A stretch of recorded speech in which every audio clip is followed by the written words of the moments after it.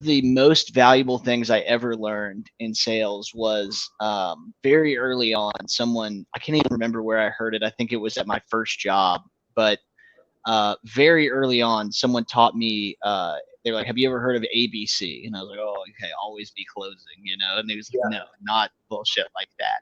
Uh, attunement, buoyancy, clarity, and attunement meaning the number one job of our role is to attune ourselves to the customer, whether that's tone, whether that's emotionally, whether that's what they are dealing with on a personal or professional level, whether it's the position that they've found themselves in. And number two, and B is buoyancy. And this one was key for me and the hardest and most rewarding. And that is you need to be buoyant. You need to float on top of the water. You can't allow yourself to get too high in victory or too low in defeat, because this job is mostly losing. Like, you are mostly hearing no, you are mostly not closing deals.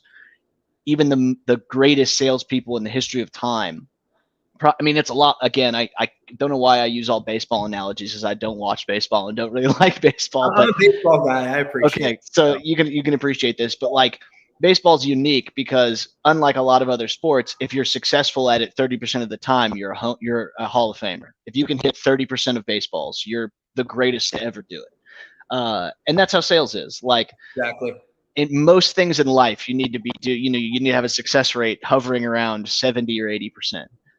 In sales, if someone closes 10% of every customer they talk to, you'd wonder if they had blackmail material on the people that they were talking to. That would be absurd. Like, 1% is great. So, um, yeah, I think for me, that was like a number one, was learning to operate at a much more level, not allowing things not to be kind of a along for the ride, almost a victim of my either success or failure.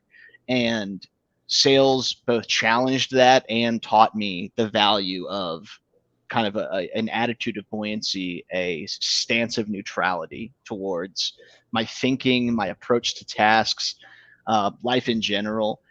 And I think that's really valuable in just about everything I do. And I think this job taught me a lot about that.